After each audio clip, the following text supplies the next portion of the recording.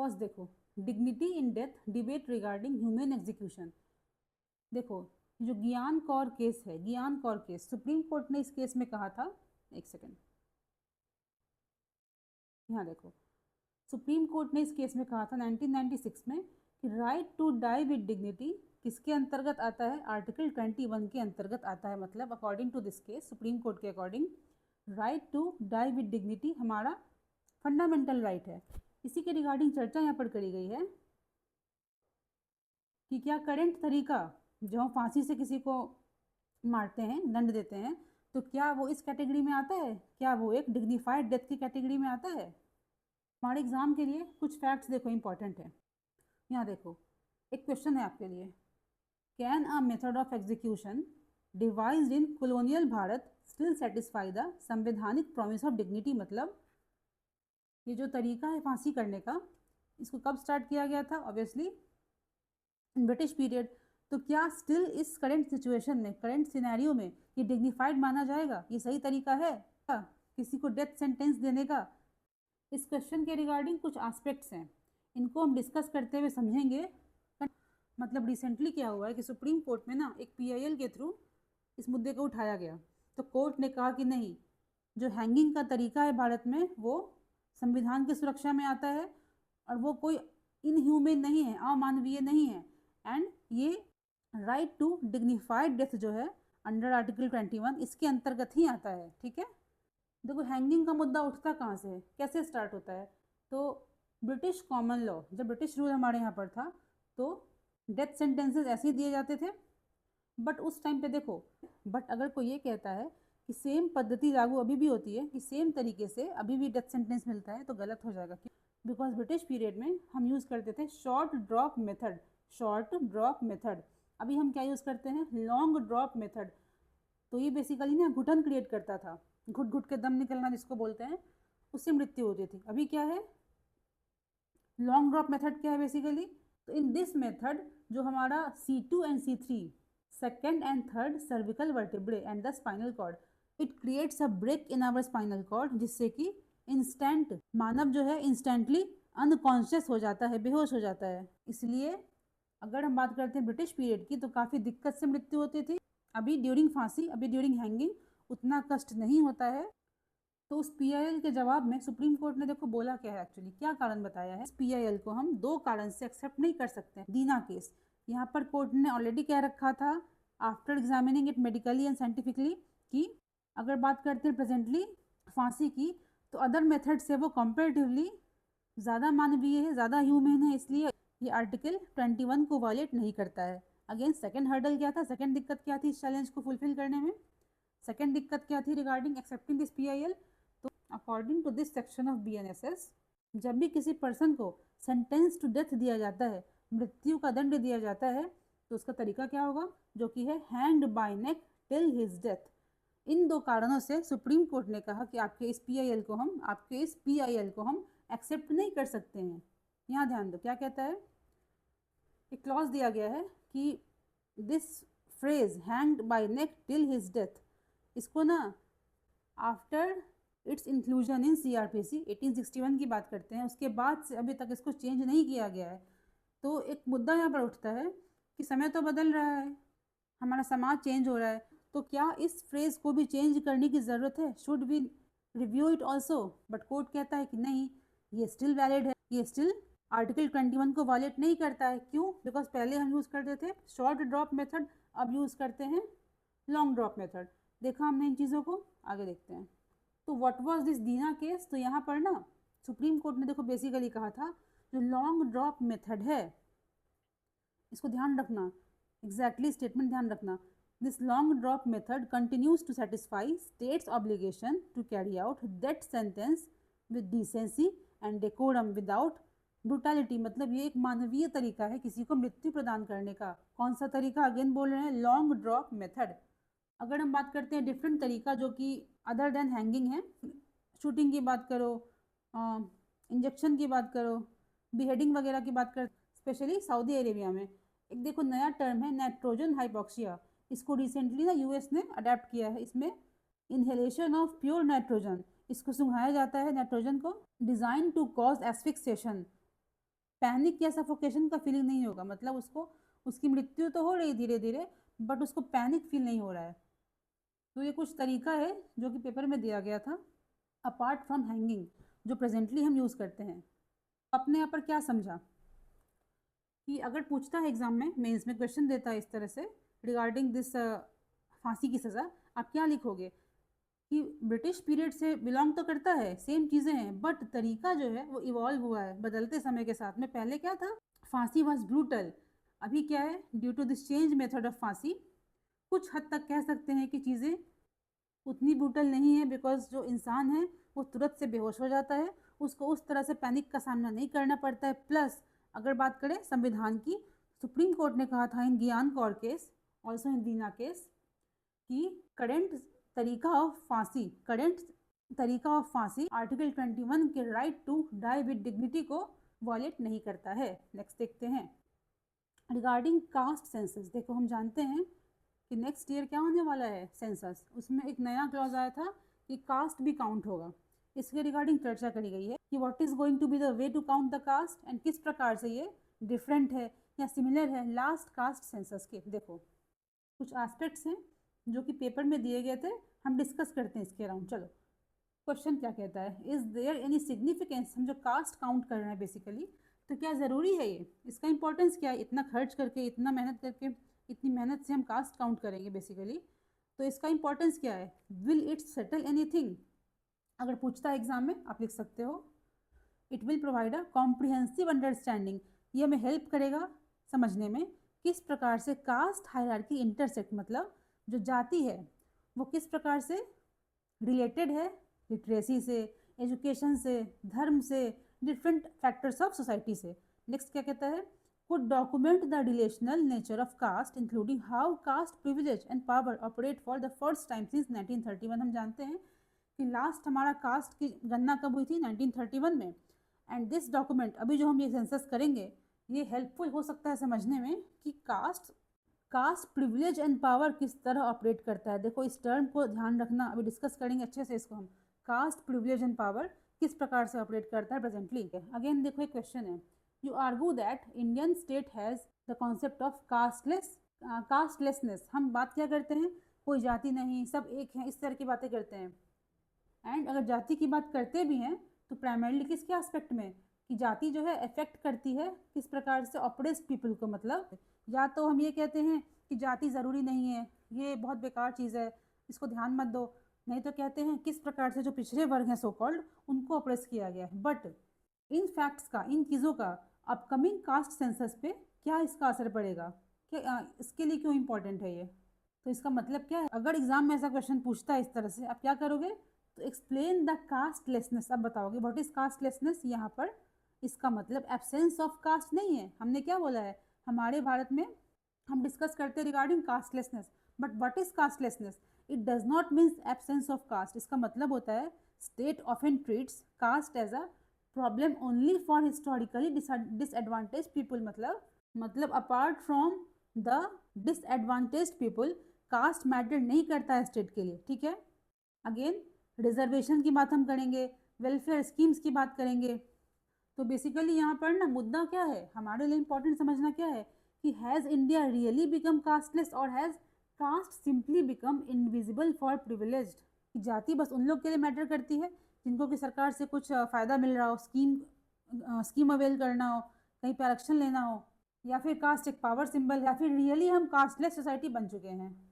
एक तरफ कहता है इंस्टीट्यूशनलाइज्ड कास्टलेसनेस, एक तरफ कहता है ग्राउंड रियलिटी कि कास्टलेसनेस ऑफन जो है अपर कैटेगरी के बारे में, अपर कैटेगरी के रिगार्डिंग बातें होती हैं, मतलब कोई देखो सो कॉल्ड अगर ब्राह्मण है, डिफरेंट जो अपर कास्ट होते हैं उनको अपने एक जनरल टर्म दे दिया है, मतलब वो जनरल कैटेगरी में आता है। तो क्या कास्टलेसनेस सिर्फ अपर कैटेगरी पीपल के लिए है, या फिर जो लोअर सो कॉल्ड जो लोअर रेंज के लोअर कैटेगरी के पीपल हैं, SC ST OBC वगैरह, उनके लिए भी कास्टलेसनेस है। तो यहाँ पर हम बात करते हैं बुक की बातें, जो आकर्षक बातें होती हैं, हमें ऐसा करना चाहिए, बड़ी बड़ी बातें हो गई, कास्ट बहुत ख़राब चीज़ होती है।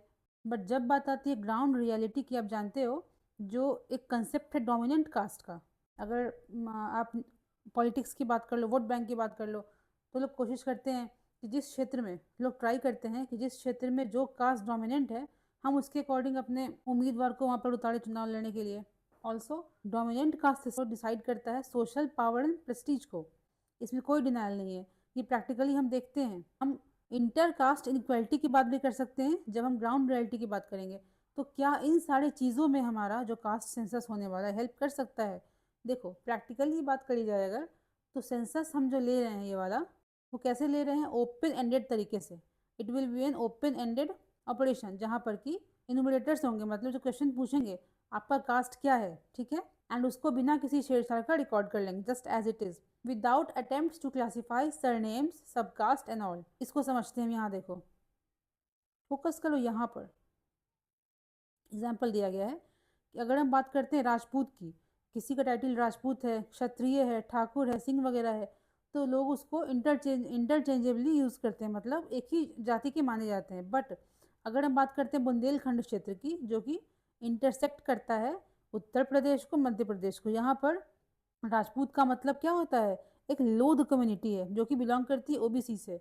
तो डिफरेंट कास्ट के नाम है, उसका डिफरेंट तरीके का इंटरप्रिटेशन भी है। बट इस सेंसस में क्या होगा?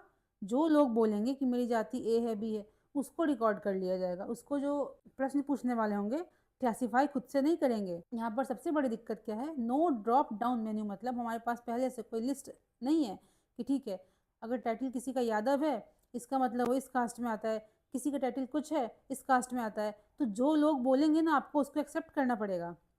तो exactly how the 2011 caste census was done. But आप जानते हो बहुत बड़ा फेलियर था ये, बहुत बड़ा फेलियर था ये, कि कुछ लोग तो ऐसे भी थे जो खुद के मन से नया नया कास्ट अपना निकाल रहे थे। इसका एग्जाम्पल देखो, यहाँ देखो एग्जाम्पल दिया हुआ है, एग्जाम्पल दिया हुआ है 1931 सेंसस का। A number of Christians in Punjab at that time अपने आप को बोलते थे कि हम आद धर्मीज हैं। सिमिलरली कुछ लेदर वर्कर्स हो गए, कुछ अदर जाति के लोग हो गए, वो अपने आप को बोलते थे हम आदि द्रविड़ा हैं, आदि आंध्रा हैं। तो जहाँ पर पहले से कुछ डिसाइड नहीं किया गया है कि इस कास्ट का मतलब ये कैटेगरी है, एग्जैक्टली किस प्लेस पर कौन सा कास्ट किस कैटेगरी में आता है, जनरल कैटेगरी में आएगा, एससी एसटी किस चीज़ में आएगा, क्योंकि टाइटल के अकॉर्डिंग, नाम के अकॉर्डिंग हर कास्ट का हर क्षेत्र में डिफरेंट मीनिंग होता है।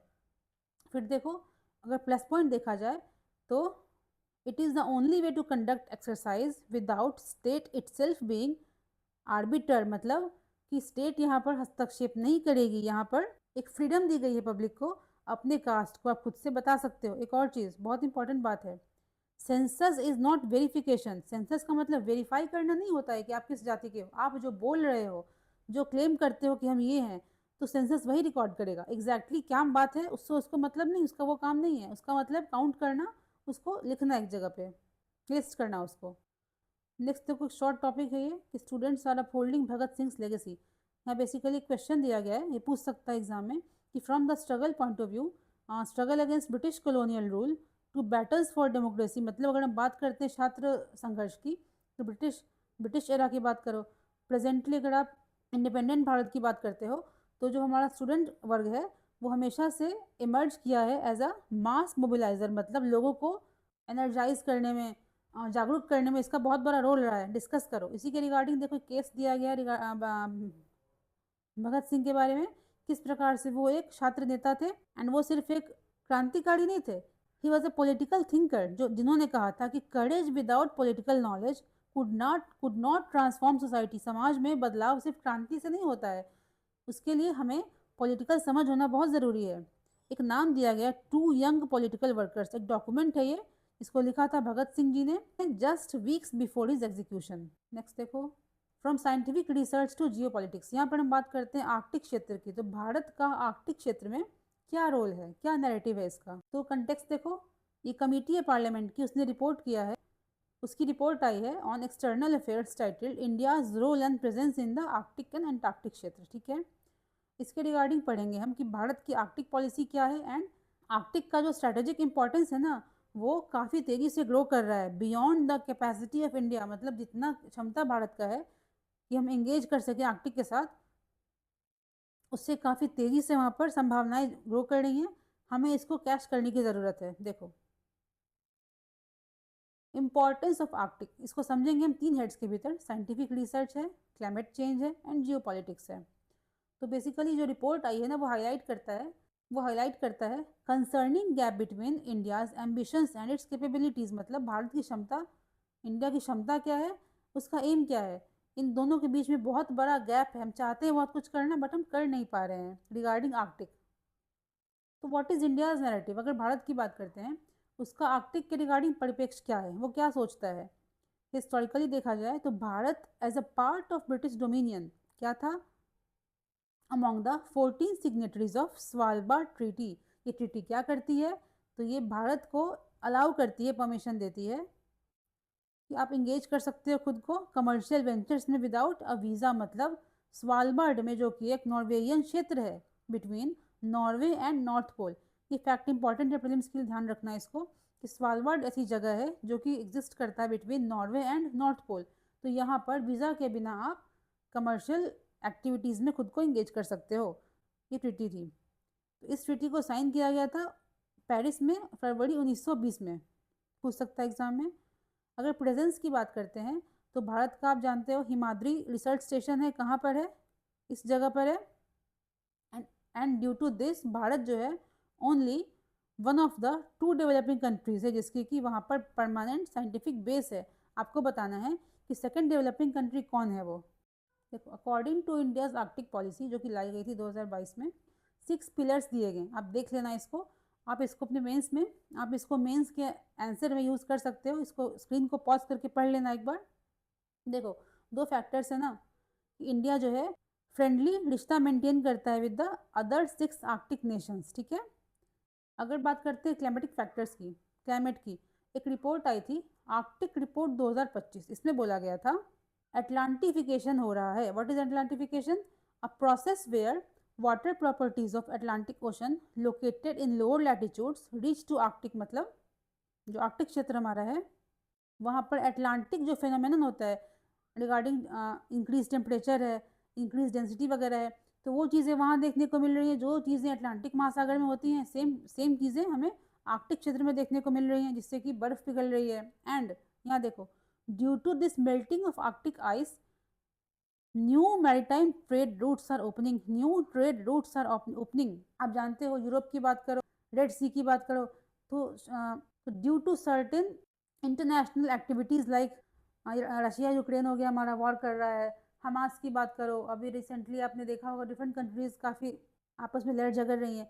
कई कारणों से जो हमारा एग्जिस्टिंग ट्रेड राउट्स है वो या तो कॉस्टली हो गया है, नहीं तो एक्सेसिबल नहीं रह गया, इसलिए लोग, तो कंट्रीज इसको एक मौके के रूप में देख रही हैं कि due to melting Arctic ice new trade routes are opening there specially to Europe. Also regarding geopolity, India's closest strategic partners, US की बात करो, रशिया की बात करो, आर्कटिक नेशंस हैं। ऑल्सो चाइना जो है has heavily invested in Arctic, हमें भी कुछ हद तक वहाँ पर अपने इन्वेस्टमेंट को बढ़ाना होगा। ये देखो, बेसिकली एक नाम दिया गया है चेन्नई व्लादिवोस्टोक राउट। तो यहाँ पर एक एग्रीमेंट करी गई थी जब हाल ही में पुतिन साहब भारत आए थे, उसमें कहा गया था इस राउट को हम अच्छे से डेवलप करेंगे because this route reduces the travel time between India and Europe by about 2 weeks. ध्यान रखना है इन चीज़ों को।